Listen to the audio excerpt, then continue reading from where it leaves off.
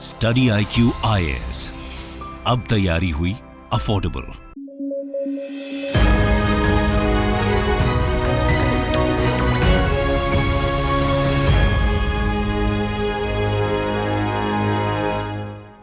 नमस्कार दोस्तों, आप अक्सर देखते होंगे कि सेंटर में जब भी प्राइम मिनिस्टर और प्रेसिडेंट के बीच में मतभेद होता है तो गवर्नेंस में कुछ प्रॉब्लम्स आती हैं। उसी प्रकार से स्टेट के अंदर जब गवर्नर और जो चीफ मिनिस्टर हैं उनके बीच में कुछ कड़वाहट होती है तो वैसा ही आपको सिनेरियो वहां पर देखने को मिलेगा। तो वेस्ट बंगाल के अंदर क्या हो रहा है कि वहां के जो गवर्नर हैं जगदीश धांकर और साथ ही साथ जो चीफ मिनिस्टर हैं ममता बनर्जी जी, दोनों के बीच में अक्सर मतभेद देखने को मिलता है। और ये जो पूरा बैटल है, जो पॉलिटिकल बैटल आप कह सकते हो, वो अब पहुंच गया है स्टेट यूनिवर्सिटीज में। यह आप देख पाओगे, Bengal passes bill to replace governor with CM as chancellor of state universities. आपने देखा होगा जो सेंट्रल यूनिवर्सिटीज होती हैं उसमें जो प्रेसिडेंट हैं वो चांसलर होते हैं अक्सर, या तो किसी और को अपॉइंट कर देते हैं। उसी प्रकार से स्टेट यूनिवर्सिटीज के जो चांसलर होते हैं वो होते हैं गवर्नर ऑटोमेटिकली।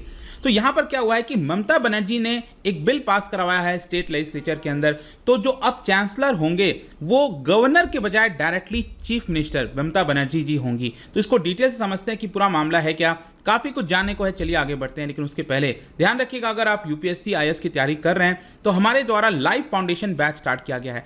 बहुत ही अफोर्डेबल एजुकेशन हम देना चाहते हैं। इसी की वजह से यहां पर आप देख पाओगे कि 20 जून से ये जो पूरा बैच स्टार्ट हो रहा है, जिसके अंदर 900+ आवर्स ऑफ लाइव टीचिंग हमारे एजुकेटर्स के द्वारा दी जा रही है, 1-to-1 मेंटरशिप दिया जा रहा है, वो भी सिर्फ 18,500 में। तो इसको अवेल करने के लिए लिमिटेड ऑफर है। अवेल करने के लिए हमारे ऐप और वेबसाइट पर जाइए, वहां पर कोड इस्तेमाल करिए अंकित लाइव, तब आप इसको अवेल कर पाओगे। इसके अलावा अगर आप MCQs अटेम्प्ट करना चाहते हैं तो मेरे इंस्टा पेज पर जा सकते हैं, वहां पर स्टोरीज में जितने भी MCQs हैं उसको आप अटेम्प्ट कर सकते हैं। चलिए शुरुआत करते हैं और सबसे पहले देखते हैं एग्जैक्टली अभी हो क्या रहा है। जैसा मैंने बताया कि राज्य सरकार के द्वारा असेंबली के अंदर एक बिल पास कराया गया, इसका नाम है west Bengal universities law amendment bill, जिसके तहत जो चांसलर हैं स्टेट रन यूनिवर्सिटीज के, अब देखिएगा यहां पर अगर आप जो जगदीश धांकर के वेबसाइट पर जाओगे, ऑफिशियल वेबसाइट पर, तो उसमें लिखा हुआ है कि 17 बंगाल यूनिवर्सिटीज़ के जो चांसलर हैं वो इस समय गवर्नर खुद हैं। या आप देख सकते हो, चाहे यूनिवर्सिटी ऑफ कैलकाटा हो गया, जादवपुर यूनिवर्सिटी हो गया, यूनिवर्सिटी ऑफ कल्याणी हो गया, इस तरह के टोटल 17 बंगाल की यूनिवर्सिटी। ध्यान रखिएगा, हम सेंटर की बात नहीं कर रहे हैं। तो यहाँ पर क्या हुआ है कि आयरॉनिकली अगर आप देखिए तो अगर ये स्टेट लेजिस्लेटिव असेंबली के द्वारा जो बिल पास कराया गया है, तो अगर इसको लॉ में बदलना है, अगर इसको चेंज करना है, तो अल्टीमेट सिग्नेचर किसका होगा? गवर्नर का ही होगा। तो क्या जो गवर्नर हैं वो इस बिल पर साइन करेंगे कि नहीं करेंगे? ये एक बहुत बड़ा क्वेश्चन है, क्योंकि गवर्नर के पास बहुत सारी पावर होती हैं। वो चाहें तो गवर्नर जो है जो बिल के ऊपर है उसको सिंपली अपने पास रख सकते हैं, या फिर प्रेसिडेंट के लिए रिजर्व रख सकते हैं, या फिर आपने अक्सर देखा होगा कि अगर गवर्नर कोई बिल को वापस देते हैं स्टेट लेजिस्लेचर को, आप रिकंसिडर करिए, और वही बिल वापस से पास करा दिया जाता है, तो उसमें फाइनली यहां पर गवर्नर को जो है सिग्नेचर करना होता है। ठीक है, लेकिन यहां पर स्टेट गवर्नमेंट ने यह कहा है कि अगर धांकर जो है उसके ऊपर मतलब कि बिल को अपने पास रख लेते हैं तो उस केस में सरकार ऑर्डिनेंस भी ला सकती है। लेकिन ऑर्डिनेंस के केस में भी आपको पता है कि जो रीअसेंबली होती है स्टेट लेजिस्लेचर का, उसके 6 हफ्ते के अंदर यहां पर जो बिल को पास कराना होगा, अगर नहीं कराएंगे तो ऑर्डिनेंस लैप्स हो जाएगा। तो ये सब कुछ सिनेरियो है, देखना होगा कि जगदीश धांकर एग्जैक्टली करते हैं कि नहीं, क्योंकि अगर वो साइन करेंगे तो जाहिर सी बात है वो अपना ही जो पावर है चांसलर का वो लूज कर जाएंगे। लेकिन यहां पर सबसे पहला तो क्वेश्चन यही आता है कि आखिर एग्जैक्टली ये चीज क्यों किया गया। मतलब कि हर राज्य के अंदर अगर आप देखोगे जो स्टेट की यूनिवर्सिटीज होती हैं उसमें चांसलर ऑटोमेटिकली गवर्नर होते हैं, लेकिन यहां पर ममता बनर्जी ने ऐसा क्यों किया? देखिए, जो TMC के एक लीडर हैं उन्होंने यही बताया है कि यहां पर जो धांकर हैं, जो गवर्नर हैं, वो अपने कैपेसिटी में एज अ चांसलर बहुत सारे क्वेश्चंस रेज कर रहे थे। जैसे क्या होता है, किसी भी यूनिवर्सिटी के अंदर एक चांसलर होते हैं और एक वाइस चांसलर होते हैं। तो सेंटर में क्या होता है, चांसलर प्रेसिडेंट हो गए, और प्रेसिडेंट क्या करते हैं, फिर एक पैनल में से यहाँ पर जो वाइस चांसलर है उनको अपॉइंट कर देते हैं। उसी प्रकार से राज्य के अंदर स्टेट यूनिवर्सिटीज के चांसलर गवर्नर होते हैं और उनके द्वारा एक वाइस चांसलर अपॉइंट किया जाता है। लेकिन अक्सर ये देखने को मिला है कि वाइस चांसलर कौन होगा वो स्टेट गवर्नमेंट बता देती है कि ये वाइस चांसलर होंगे। होंगे। तो यहाँ पर टीएमसी का ये कहना है, तृणमूल कांग्रेस का, कि वाइस चांसलर का जो सिलेक्शन है उसको लेकर जो ढाकर हैं वो बहुत ज़्यादा क्वेश्चन रेस कर रहे थे, बार बार अपनी मनमानी कर रहे थे। इसलिए राज्य सरकार ने ये डिसीजन ले लिया कि जो चांसलर हैं वो गवर्नर के बजाय खुद ममता बनर्जी हो जाएंगी। लेकिन इस पर्टिकुलर मूव को जाहिर सी बात है जो अपोजिशन पार्टी है राज्य के अंदर बीजेपी, उन्होंने इसको बहुत क्रिटिसाइज किया है और ये कहा है कि एक प्रकार से अथॉरिटेरियन रिजीम चलाना चाहती है ममता बनर्जी और जो भी उनके ऊपर सवाल उठाएगा उनको वो वहां से हटा देंगी। ये एक प्रकार का टैक्टिक्स है ताकि लोगों का जो इशू है, बर्निंग इश्यूज है, उससे लोगों का माइंड को डाइवर्ट किया जा सके। ये आरोप लगाया है, ये पॉलिटिकल चीजें चलती रहेंगी, लेकिन हमें यहां पर देखना है कि पास्ट में किस तरह के इश्यूज रहे हैं। मतलब ये जो पूरा यूनिवर्सिटी को लेकर मामला है, अगर आप उसमें देखोगे तो जब से ढाकर जी को अपॉइंट किया गया है जुलाई 2019 में वेस्ट बंगाल का गवर्नर, तब से कुछ ना कुछ आपको प्रॉब्लम्स देखने को मिलेगा दोनों के बीच में। फरवरी 2020 की बात है, जो ढाकर हैं उन्होंने यहां पर एक शो कॉज नोटिस दे दिया vice chancellor of Cooch Behar Panchanan Barma university के, जिनका नाम है देव कुमार मुखोपाध्याय। ये वाइस चांसलर हैं इस पर्टिकुलर यूनिवर्सिटी के। उनको यहां पर एक शो कॉज नोटिस इशू किया गया था खुद ढाकर जी के द्वारा। और क्यों किया गया? क्योंकि यहां पर आरोप ये लगाया ढाकर जी ने कि ये जो वाइस चांसलर हैं उन्होंने यहां पर यूनिवर्सिटी का कन्वोकेशन रख दिया विदाउट इन्फॉर्मिंग हिम। जाहिर सी बात है कि चांसलर एक बहुत बड़ा पद है, तो आप जो भी कुछ इंपॉर्टेंट निर्णय लोगे यूनिवर्सिटी के अंदर, कन्वोकेशन जैसे इंपॉर्टेंट एक फंक्शन होगा, तो उसके बारे में आपको इन्फॉर्म करना होता है कि क्या जो गवर्नर साहब हैं वो इस कन्वोकेशन में आना चाहते हैं, तो आप उनको इन्वाइट करते हो। तो ऐसा कुछ भी ढाकर जी को नहीं बताया गया था, इसीलिए उन्होंने गवर्नर ने यहाँ पर एक शो कॉज नोटिस जारी किया। फिर जुलाई 2020 में एक बहुत बड़ा मामला सामने आया था। यहाँ पर क्या हुआ था कि जगदीश ढाकर जी के द्वारा 20 स्टेट रन यूनिवर्सिटीज़ का एक वर्चुअल मीटिंग रखा था। लेकिन क्या आपको पता है कि इस वर्चुअल मीटिंग में किसी ने भी अटेंड नहीं किया, किसी भी वाइस चांसलर ने ढाकर जी के द्वारा बुलाया गया वर्चुअल मीटिंग ने, मतलब कि एक गवर्नर के द्वारा बुलाया गया मीटिंग में अटेंड ही नहीं किया। और इसीलिए यहाँ पर जगदीश ढाकर ने ममता बनर्जी के ऊपर आरोप लगाया, अटैक किया कि स्टेट का जो एजुकेशन सिस्टम है उसको पॉलिटिसाइज करने की कोशिश की जा रही है ममता बनर्जी जी के द्वारा। लेकिन दूसरी तरफ ममता बनर्जी ने कहा कि जो ढाकर जी हैं वो एक प्रकार से बहुत डेंजरस हैं, खतरनाक हैं compare to mouthpiece of the BJP, मतलब बीजेपी से भी ज़्यादा खतरनाक ढाकर। मतलब इन दोनों के बीच में कुछ ना कुछ आप अक्सर प्रॉब्लम्स देखने को मिलता है। लेकिन यहाँ पर क्वेश्चन आपके लिए ये आता है, एग्जाम पॉइंट ऑफ व्यू से भी बहुत इंपॉर्टेंट है, कि जो चांसलर होते हैं, मतलब गवर्नर एज अ चांसलर, उनके पास क्या पावर होती है। देखो पावर क्या है, मतलब कि ऑब्वियस सी बात है गवर्नर के पास बहुत सारे और काम हैं, तो वो तो ऐसा है कि है तो नहीं कि वो हर एक यूनिवर्सिटी के ऊपर पर्सनली बहुत ज़्यादा ध्यान दे पाएंगे।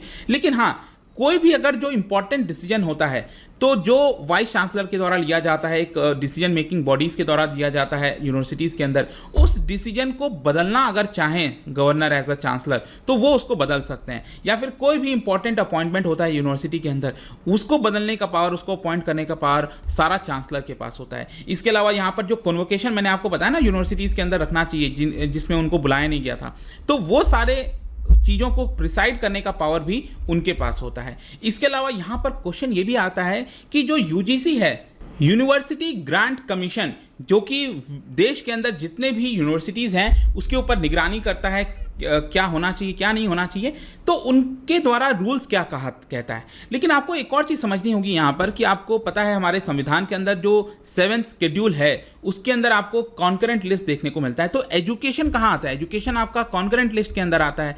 लेकिन उसके साथ साथ मतलब कि एजुकेशन से रिलेटेड अगर कोई भी चेंजेस करना है तो उसके पास पावर सेंटर और स्टेट गवर्नमेंट के पास, दोनों के पास होती है। लेकिन एक है यूनियन लिस्ट के अंदर एंट्री 66। यूनियन लिस्ट तो सब कुछ सेंट्रल गवर्नमेंट कर सकती है, वो सारी पावर उनके पास होती है। तो यूनियन लिस्ट के अंदर एंट्री नंबर 66 में लिखा है कि अगर हायर एजुकेशन से रिलेटेड कोई भी मामला है देश के अंदर, चाहे कोऑर्डिनेशन हो गया, स्टैंडर्ड सेट करना हो गया, कोई भी मामला हो गया, आपने देखा होगा ना न्यू एजुकेशन पॉलिसी आई थी, वो क्यों लाया सरकार ने? क्योंकि उसके पावर एक प्रकार से सेंट्रल गवर्नमेंट के पास मिल जाती है। तो यहाँ पर क्या है कि हायर एजुकेशन के अंदर जो भी स्टैंडर्ड सेट करना है, कुछ भी करना है, वो सारी पावर सेंट्रल गवर्नमेंट के पास है। और सेंटर के द्वारा एक एक्ट लाया गया जिसके तहत यूजीसी को बनाया गया, यूनिवर्सिटी ग्रांट कमीशन। यूजीसी के द्वारा रूल बनाया गया है, नियम बनाया गया है कि जो भी वाइस चांसलर होगा किसी भी यूनिवर्सिटी का, मतलब स्टेट के अंदर भी जो यूनिवर्सिटी है उसका जो वाइस चांसलर होगा, वो कौन अपॉइंट करेगा? वो अपॉइंट करेगा चांसलर। तो स्टेट के केस में कौन होगा? ऑब्वियस सी बात है वो आपके गवर्नर होंगे, तो उनके द्वारा अपॉइंट करना चाहिए। हायर एजुकेशन इंस्टीट्यूट के अंदर जो भी कुछ होना है वो यूजीसी के नॉर्म्स को फॉलो करना चाहिए, ऐसा रूल कहता है। अब देखिए क्या है कि सेंट्रल यूनिवर्सिटीज़ के अंदर तो ये सारी चीज़ें बिना किसी प्रॉब्लम के हो जाती हैं, क्योंकि जाहिर सी बात है सेंट्रल गवर्नमेंट है तो जो भी कुछ वो लोग चाहेंगे वो हो जाएगा। लेकिन स्टेट गवर्नमेंट में, स्टेट यूनिवर्सिटीज़ में, क्योंकि जहाँ पर स्पेशली नॉन बीजेपी की पार्टी पावर में है, नॉन एनडीए की अलाइज है, वहाँ पर अक्सर इस तरह की प्रॉब्लम आती है, जैसा कि आपको इस समय जो है आपका वेस्ट बंगाल में देखने को मिल रहा होगा। जहाँ तक सेंट्रल यूनिवर्सिटीज़ की बात है तो देखिए यहाँ पर जो वेस्ट बंगाल यूनिवर्सिटी ने बिल पास कराया जिसमें उन्होंने ये कहा है कि गवर्नर के बजाय अब चांसलर कौन होगी, ममता बनर्जी जी होंगी। तो उन्होंने यहाँ पर एक एग्जाम्पल दिया कि देखिए एक विश्व भारती यूनिवर्सिटी है, मैं आपको बता दूं ये भी आपका वेस्ट बंगाल में है। विश्व भारती यूनिवर्सिटी के जो चांसलर हैं, क्या आपको पता है कि वो इस समय प्राइम मिनिस्टर हैं? वैसे कौन होना चाहिए, प्रेसिडेंट होना चाहिए, लेकिन वो इस समय प्राइम मिनिस्टर हैं। तो इसी का हवाला देते हुए वेस्ट बंगाल ने ये बिल पास किया है। लेकिन मैं आपको बता दूं कि विश्व भारती यूनिवर्सिटी सेंट्रल यूनिवर्सिटी तो है, लेकिन एक एक्सेप्शन आप कह सकते हो जहां पर खुद प्राइम मिनिस्टर इसके चांसलर हैं। बाकी जितने भी सेंट्रल यूनिवर्सिटीज़ हैं उनके चांसलर आपको प्रेसिडेंट देखने को मिलेंगे। तो सेंट्रल यूनिवर्सिटीज़ एक्ट 2009 यही कहता है कि president of India shall be the visitor of a central university, मतलब कि वो एक चांसलर के तौर पर काम करेंगे। वैसे क्या होता है ना कि यूनिवर्सिटी के अंदर अगेन लिमिटेड रोल है, प्रेसिडेंट का बहुत काम तो है नहीं, तो प्रेसिडेंट ज़्यादातर क्या करते हैं, किसी दूसरे पर्सन को विजिटर अपॉइंट कर देते हैं, मतलब उनके बजाय जो चांसलर का रोल है वो कोई दूसरा करता है, और वही वो क्या करते हैं, जो विजिटर अपॉइंट करते हैं वही फिर वाइस चांसलर अपॉइंट कर देते हैं। तो वो सारी चीज़ें ऑटोमेटिकली होती रहती हैं। तो प्रेसिडेंट के पास भी बहुत पावर होती है कि अकेडमिक हो, नॉन अकेडमिक हो, कोई भी मामला हो, उसमें जो भी कुछ करना है, इंस्पेक्शन करना है, वो प्रेसिडेंट खुद यहाँ पर कर सकते हैं। तो आई होप कि आपको समझ में आ रहा होगा कि सेंट्रल यूनिवर्सिटीज़ में किस तरह से चीज़ें चलती हैं, स्टेट यूनिवर्सिटीज़ में क्या है। और जहाँ तक सवाल है कि ये जो पूरा मामला हुआ है, तो अल्टीमेट सी बात है, हो सकता है ये मामला कोर्ट के अंदर चला जाएगा, लेकिन क्या अभी तक किसी भी अदालत ने इससे रिलेटेड कोई जजमेंट दिया है? तो मैं आपको बता दूं, इसी साल सुप्रीम कोर्ट ने एक जजमेंट दिया है। वैसे डायरेक्टली इस तरह से रिलेटेड नहीं है, गुजरात के अंदर कुछ और मामला हुआ था, मैं उसमें नहीं जाऊंगा, लेकिन गुजरात का जो एसपी यूनिवर्सिटी है उसके अंदर वाइस चांसलर को अपॉइंट किया गया था। तो इस पर्टिकुलर केस के अंदर यहाँ पर जो सुप्रीम कोर्ट के जस्टिसेस हैं एम आर शाह और बीवी नागरत्ना, उन्होंने यहाँ पर एक फैसला सुनाया कि जो भी यूजीसी का रेगुलेशन है उसी के हिसाब से अपॉइंटमेंट होना चाहिए। मतलब कि वाइस चांसलर का अपॉइंटमेंट अगर यूजीसी कहता है कि गवर्नर करेंगे तो गवर्नर के द्वारा होना चाहिए, अगर वो कहता है सेंट्रल यूनिवर्सिटीज़ के अंदर प्रेसिडेंट करेंगे तो प्रेसिडेंट के द्वारा होना चाहिए। मतलब जो भी यहाँ पर यूजीसी ने कहा है, क्योंकि यूजीसी जो भी निर्देश देता है तो यूजीसी को पावर कहाँ से मिलती है? It gains the power from the UGC act 1956। तो यहाँ पर यूजीसी के द्वारा जो भी कहा गया वो एक अपने आप में एक प्रकार का लॉ है।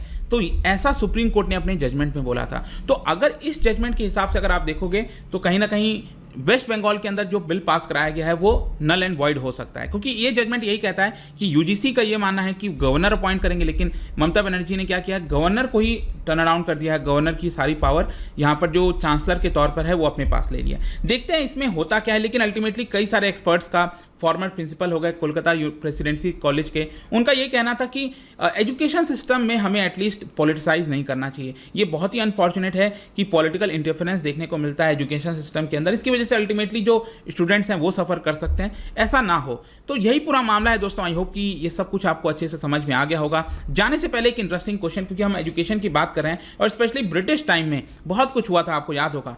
तो क्या बता सकते हो कि जो यूनिवर्सिटी को कंट्रोल किया जाता था ब्रिटिशर्स के द्वारा, तो कौन से एक्ट के तहत, किस चीज के माध्यम से ब्रिटिशर्स ने प्राइवेट कॉलेजेस के ऊपर जो कंट्रोल है वो और ज्यादा स्ट्रिंजेंट कर दिया, कंडीशंस स्ट्रिंजेंट कर दिए? कौन से एक्ट के तहत ऐसा किया गया था, ये आपको यहाँ पर बताना है। इसका राइट आंसर आपको पता ही है, मेरे इंस्टाग्राम पर तो मिलेगा ही, वहाँ पर अगर आप नहीं हो कोई बात नहीं, टेलीग्राम से भी ले सकते हैं इसका सही उत्तर। मैं कई सारे जो MCQs हैं वो यहाँ पर स्टोरीज में डालता रहता हूँ। बाकी अगर आपको PDF चाहिए तो टेलीग्राम पर आइए, अलग अलग सोशल मीडिया पर आप जुड़ पाओगे। और जैसा मैंने बताया, अगर आप UPSC की प्रिपरेशन कर रहे हैं, use this code Ankit live हमारे ऐप और वेबसाइट पर, और आप इसका ज़्यादा से ज़्यादा फायदा उठाइए। आई होप कि वीडियो आपको पसंद आया होगा। मिलता हूँ आपसे next time. Till then, thank you very much, see you soon. Study IQ IAS, अब तैयारी हुई अफोर्डेबल।